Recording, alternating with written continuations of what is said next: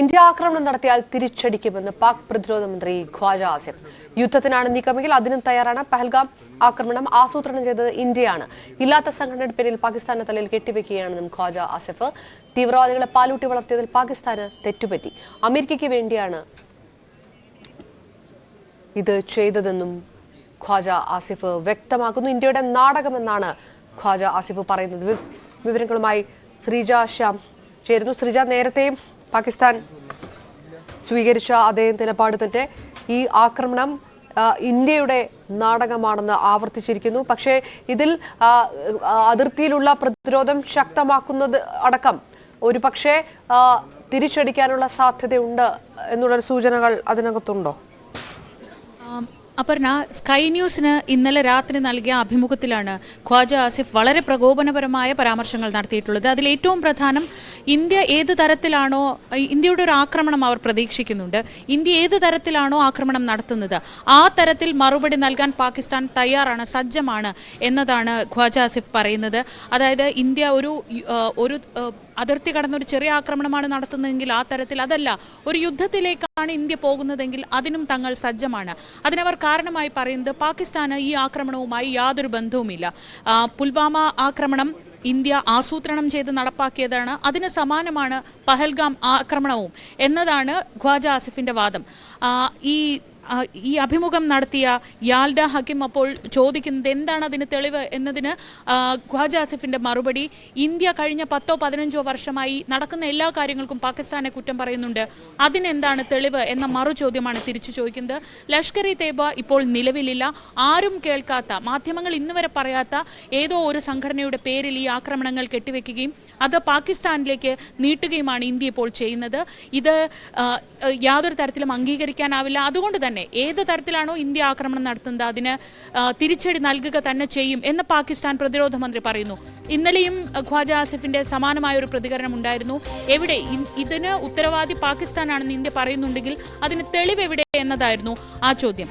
വളരെ പ്രധാനപ്പെട്ട മറ്റൊരു കാര്യം ഈ ഇന്റർവ്യൂവിൽ അദ്ദേഹം അറിയാതെയെങ്കിലും സമ്മതിക്കുന്നുണ്ട്. അത് എന്തുകൊണ്ടാണ് ഈ വിഷയത്തിൽ പാകിസ്ഥാന് നേരെ വിരൽ ചൂണ്ടുന്നത് എന്നതിന് ഉത്തരമായി, പാകിസ്ഥാൻ ഇതിനു മുൻകാലങ്ങളിൽ താലിബാൻ ഉൾപ്പെടെയുള്ള സംഘടനകളെ പാലൂട്ടി വളർത്തുന്നതിൽ, അവർക്ക് വേണ്ട സഹായം ചെയ്തു കൊടുക്കുന്നതിലൊക്കെ ഒരു പങ്ക് വഹിച്ചിട്ടില്ലേ എന്ന ഈ അഭിമുഖത്തിലെ ചോദ്യത്തിന് അദ്ദേഹം പറയുന്നത് ഉണ്ട്, അങ്ങനെ ചെയ്തിട്ടുണ്ട്. അത് ചെയ്തത്, ആ ഡേർട്ടി ജോബ് ഞങ്ങൾ ചെയ്തത് അമേരിക്കയ്ക്ക് വേണ്ടിയായിരുന്നു. അന്ന് ആരെയൊക്കെയാണോ അത് ഉപയോഗിച്ചത് അവർ ഇന്ന് ഞങ്ങളെ തീവ്രവാദികൾ എന്ന് വിളിക്കുന്നു. അതായത് ഒരു കുറ്റസമ്മതം. ഇതിൽ പാകിസ്ഥാന് തെറ്റുപറ്റിയെന്നും അദ്ദേഹം പറയുന്നുണ്ട്. അന്നത്തെ സർക്കാരുകൾക്ക് തെറ്റുപറ്റിയെന്നും പറയുന്നുണ്ട്. അതായത് കഴിഞ്ഞ 3.5 പതിറ്റാണ്ടായി ഈ ഡേർട്ടി ജോബ്, തീവ്രവാദികളെ വളർത്തുക എന്ന ഡേർട്ടി ജോബ് തങ്ങൾ ചെയ്തിരുന്നു എന്ന് പാകിസ്ഥാൻ ഒരുപക്ഷെ ഇത് ആദ്യമായിട്ടായിരിക്കും തുറന്ന് സമ്മതിക്കുന്നത്.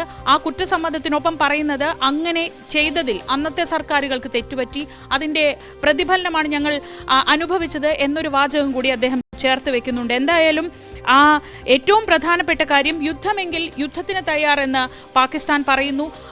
ഈ ആക്രമണം ഇന്ത്യ തന്നെ ആസൂത്രണം ചെയ്ത് നടപ്പാക്കിയതാണ്. നരേന്ദ്രമോദിയെക്കുറിച്ച് നിങ്ങൾക്ക് അറിഞ്ഞൂടെ, നരേന്ദ്രമോദി മുൻപ് ചെയ്തിട്ടുള്ളത് എന്താണെന്ന് നിങ്ങൾക്ക് അറിഞ്ഞൂടെ എന്ന ചോദ്യം ഉയർത്തിക്കൊണ്ട് ഇത് ഇന്ത്യ തന്നെ ആസൂത്രണം ചെയ്ത് നടപ്പാക്കിയ ഒരു ആക്രമണമാണ് എന്ന് പറയുകയാണ് ഈ പാക് പ്രതിരോധ മന്ത്രി ഖ്വാജ ആസിഫ് ഈ അഭിമുഖത്തിൽ ചെയ്യുന്നത്. ഏറ്റവും ശ്രദ്ധേയമായ കാര്യം, 3.5 പതിറ്റാണ്ട് ഞങ്ങൾ ഈ ഡേർട്ടി ജോബ് ചെയ്തു, ഈ മോശം കാര്യം ഞങ്ങൾ ചെയ്തു, അത് അമേരിക്കയ്ക്ക് വേണ്ടിയായിരുന്നു. ഇപ്പോൾ ഇത് അമേരിക്ക ഉൾപ്പെടെയുള്ള പ്രബല രാജ്യങ്ങളൊക്കെ ഞങ്ങളെ വിമർശിക്കാൻ വരുന്നു എന്നുകൂടി ഖ്വാജ ആസിഫ് പറയുകയാണ്. ഇന്ത്യ ആക്രമണം നടത്തിയാൽ തിരിച്ചടിക്കുമെന്ന് പാക് പ്രതിരോധ മന്ത്രി ഖ്വാജ ആസിഫിന്റെ പ്രതികരണം. ഇന്ത്യ നടത്തുന്നത് നാടകമാണ്. ഇല്ലാത്ത സംഘടനയുടെ പേരിൽ ആക്രമണം പാകിസ്ഥാന്റെ തലയിൽ കെട്ടിവെക്കാനുള്ള ശ്രമമാണ് നീക്കം. യുദ്ധത്തിനാണ് നീക്കമെങ്കിൽ അതിനും പാകിസ്ഥാൻ തയ്യാറാണെന്ന് ഖ്വാജ ആസിഫ് പ്രതികരണത്തിലേക്ക്. Any eventuality which takes place in next 1 or 2 or 3 or 4 days or week or 10 days, we'll retaliate and we'll react to that, in kind. We will measure our response to whatever is initiated by India according to that. If there is an all-out, attack or something like that, then obviously there will be all-out war. The clash between two nuclear powers is always worrisome. Any eventuality which takes place in next 1 or 2 or 3 or 4 days or week or 10 days, we'll retaliate and we'll react to that, in kind. We will measure our response to whatever is initiated by India according to that. If there is an all-out, attack or something like that, then obviously there will be an all-out war. The clash between two nuclear powers is always worrisome. Pakistan പ്രതിരോധ മന്ത്രി ഖ്വാജ ആസിഫിന്റെ പ്രതികരണമാണ് കേട്ടത്.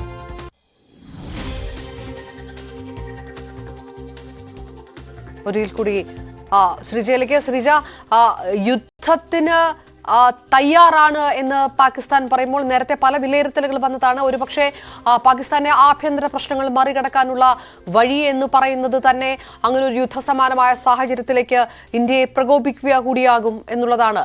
ആ തരത്തിൽ കൂടി വിലയിരുത്തണോ ഖ്വാജയുടെ പ്രതികരണം?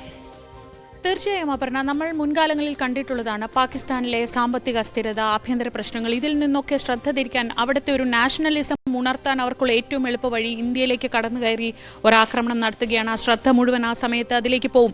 ബലൂച്ച് പ്രവിശ്യയിൽ ഉൾപ്പെടെ നടക്കുന്ന കാര്യങ്ങളൊക്കെ നമുക്കറിയാവുന്നതാണ്. അങ്ങനെ ഒരു ആക്രമണം തന്നെയായിട്ടാണ് ഇത്തവണയും ഈ പഹൽഗാം ആക്രമണത്തെയും എല്ലാവരും വിലയിരുത്തുന്നത്. പക്ഷേ അതിൽ ഏറ്റവും ശ്രദ്ധിക്കേണ്ടത് നിരപരാധികളായ, ഒരു തരത്തിലും ഇതുമായൊന്നും ബന്ധമില്ലാത്ത വിനോദസഞ്ചാരികളായ മനുഷ്യന്മാരെ തോക്കിൻ മുന്നിൽ വെടിവെച്ച് കൊല്ലുമ്പോൾ അതിന് ലോകരാജ്യങ്ങളുടെ അടക്കം വലിയ രീതിയിലുള്ള വിമർശനം ഏറ്റുവാങ്ങേണ്ടി വരുന്നുണ്ട്.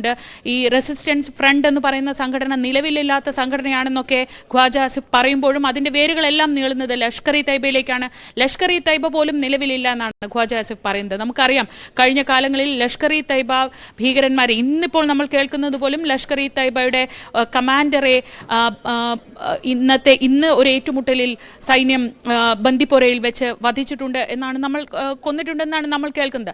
അപ്പോൾ ലഷ്കർ ഇ തൈബ ഇല്ല എന്ന പാകിസ്ഥാന്റെ അത്തരം വാദമൊന്നും വിലപ്പോകുന്നതല്ല എന്ന് എല്ലാവർക്കും അറിയാം. ഇന്ത്യയിലെ ഓരോരുത്തർക്കും അറിയാം, ലോകരാജ്യങ്ങൾക്കും അറിയാം.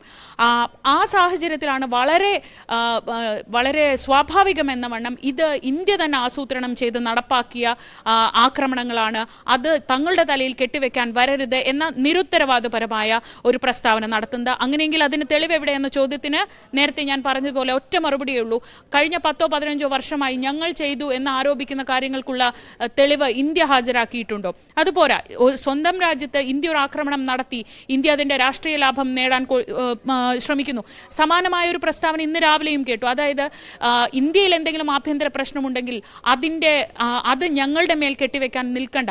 ഇന്ത്യയുടെ ആഭ്യന്തര പ്രശ്നമല്ല ഇത് ഇന്ത്യയുടെ അതിർത്തിയിലേക്ക് കടന്നു കയറി കശ്മീരിന്റെ മണ്ണിൽ വന്ന് നിരപരാധികളായ മനുഷ്യന്മാരെ വെടിവെച്ച് കൊന്ന അതിക്രൂരമായ ഒരു ആക്രമണമാണ്, ഭീകരാക്രമണമാണ്. ആ ആക്രമണത്തിന് ഉത്തരവാദികൾ പാകിസ്ഥാനെങ്കിൽ കൃത്യമായും അതിന്റെ തെളിവുകൾ ശേഖരിക്കുകയാണ് ഇപ്പോൾ ഇന്ത്യ ചെയ്തുകൊണ്ടിരിക്കുന്നത്. അതുകൊണ്ടാണ് പെട്ടെന്നൊരു ആക്രമണത്തിലേക്ക് ഇന്ത്യ പോകാത്തത്. ലോകരാജ്യങ്ങൾക്ക് മുന്നിൽ അവരെല്ലാം ഇന്ത്യക്ക് പിന്തുണ അറിയിച്ചിട്ടുണ്ട്. ആ പിന്തുണയ്ക്ക് അടിസ്ഥാനം വേണമെങ്കിൽ കൃത്യമായ തെളിവുകൾ വേണം. ഇപ്പോൾ സൈന്യത്തിന്റെ മുഴുവൻ ശ്രദ്ധയുള്ളത് കശ്മീരിനെ ക്ലെൻസ് ചെയ്യുന്നതിലാണ്, അല്ലെങ്കിൽ ജമ്മു കശ്മീരിന്റെ മണ്ണിൽ നിന്ന് ഭീകരവാദികളെ തുരത്തുന്നതിലാണ്. അവിടെ ശ്രദ്ധ നിൽക്കുമ്പോൾ തന്നെ നമുക്കറിയാം സൈനികമായി ഇന്ത്യ എല്ലാ തരത്തിലും സജ്ജമാവുന്നുണ്ട്. ഒരു തിരിച്ചടി കൊടുക്കാൻ വേണ്ട എല്ലാ തരത്തിലുള്ള സജ്ജീകരണങ്ങളും നടക്കുന്നുണ്ട്. ഇന്ന് അമിത്ഷായുടെ നേതൃത്വത്തിൽ ഒരു ഉന്നതതല യോഗം അമിത്ഷായുടെ വീട്ടിൽ വെച്ച് വൈകിട്ട് നടക്കുന്നുണ്ട്. പ്രതിരോധ മന്ത്രി കാര്യങ്ങൾ വിലയിരുത്തുന്നുണ്ട്. ഇപ്പോൾ കരസേനാ മേധാവി ഉൾപ്പെടെയുള്ളവർ കശ്മീരിലുണ്ട്. അങ്ങനെ എല്ലാ തരത്തിലും നമ്മൾ നേരത്തെ കേട്ടതാണ്, നാവികസേനയും വ്യോമസേനയും എല്ലാം സജ്ജമായി നിൽക്കുകയാണെന്ന് കേൾക്കുന്നുണ്ട്. എപ്പോഴായിരിക്കും ഈ പ്രത്യാക്രമണമെന്നോ അല്ലെങ്കിൽ ഈ മറുപടി എന്നോ നമുക്ക് പറയാനാവില്ല. പക്ഷെ ഒരു മറുപടി ഇല്ലാതിരിക്കില്ല എന്ന കാര്യത്തിൽ സംശയം വേണ്ട. ഇന്നലെ പ്രധാനമന്ത്രിയുടെ വാക്കുകളും അങ്ങനെയൊക്കെ തന്നെയായിരുന്നു.